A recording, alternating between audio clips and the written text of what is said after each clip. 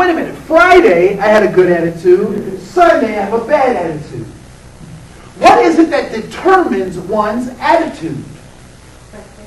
Expectations. Starts with G and ends in O. Your goal. Have you ever been around a teenager and you give a teenager what it is that they want? It's almost as if they purr. You know, they want to cuddle up to you like, look at the little drool in the corner of their mouth. Right? Have you ever denied a teenager access to their goal? They do. She's that. They get what my grandmother would call a funky attitude. F-O-N-K attitude. Right? K-Y. Let me add that. Right? A funky attitude where it's just like, do I know this person? I can't believe blah blah blah. What is it? What is it that's determining their attitude? It's their access to their goal. And so when someone is denied access or attainment to their goal, they have a bad attitude. So how do you help someone who has a bad attitude? Well, there's a two-part approach you can take. What's the easiest? Ignore them.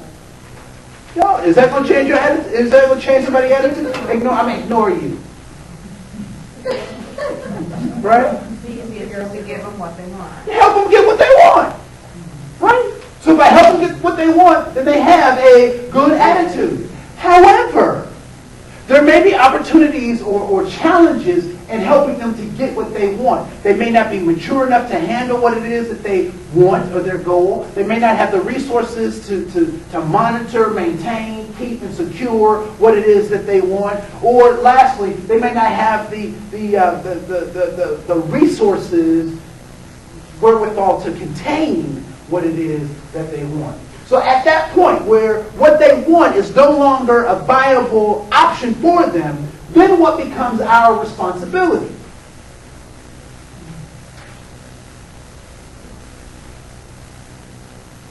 Help provide them with those things.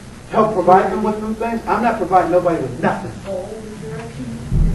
Help them understand. Help them understand?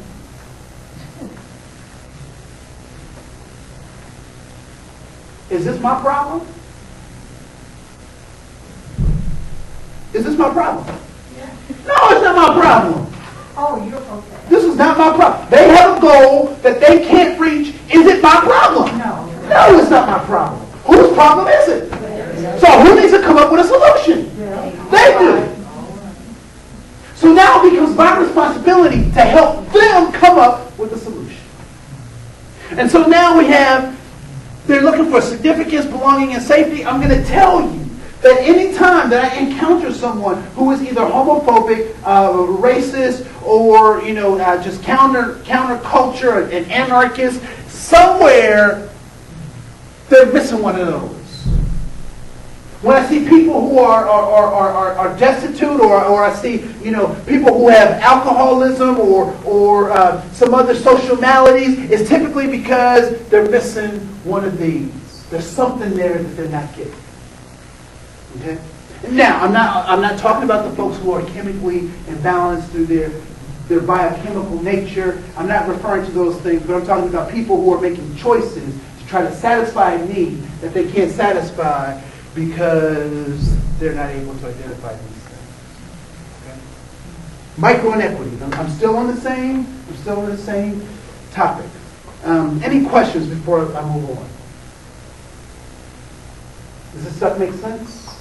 As a baseline piece? Okay.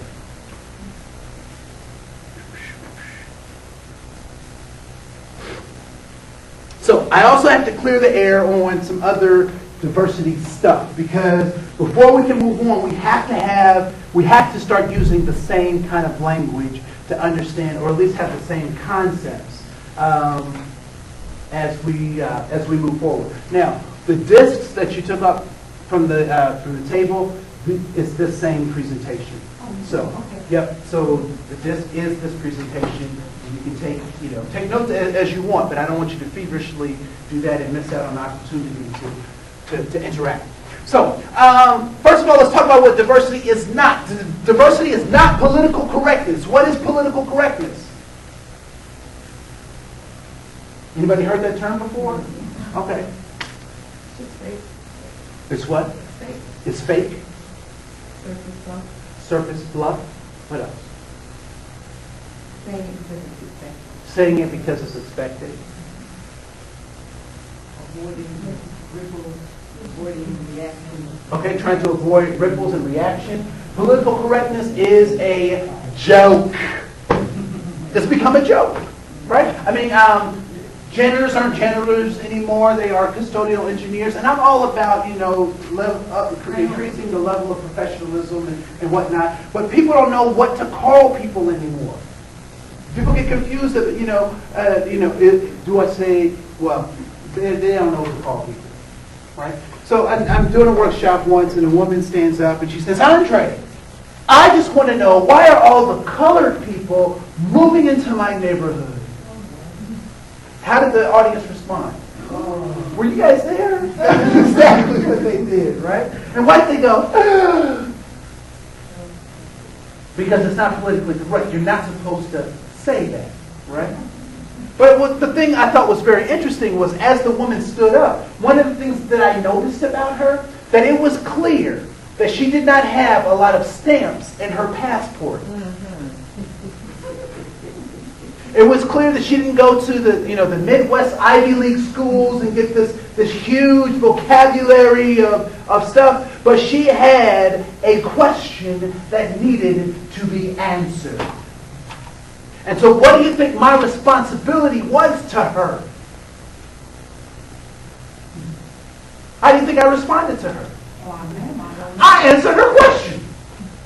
I can talk to her on the side about the political ramifications of what you asked and the cultural, blah, blah, blah, the cultural milieu that you accidentally stepped into. And I can get into all of that, but she had a question that needed an answer.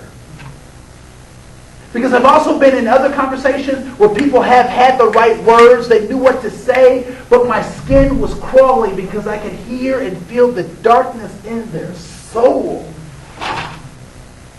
Ever had that interaction with someone? Right? So it's not about political correctness. It's also not about black and white, although that is a good metaphor for us to try to understand how we can relate with other folks. And people often ask me, why does the conversation always come back to black and white? Why? Why? And my answer simply is, you don't give a third-year-old trigonometry. Why? Not only do they not understand, but we haven't given them the basic skills to take care of their third-grade math. So when we start mastering this kind of stuff, and we start taking the lessons from these relationships, then we can really become more effective in dealing with other types of issues as well. Right? So it's not about black and white. It's also not about blame, fault, and guilt. I am going to stand out here and say this, and I apologize if I offend someone, but I am one of these individuals who does not believe in white privilege.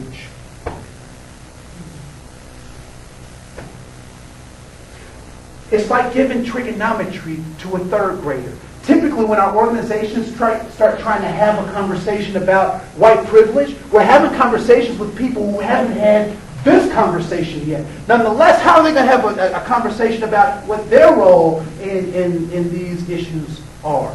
And I think a lot of times when we talk about white privilege, the thing that comes out of it, because the people who are practicing it have not read up enough on it, and so they misguide the people because they read an article or they read a snapshot out of a book as opposed to reading a real documented piece of scholarship. And so what ends up happening is they create more blame, guilt, and fault for white people.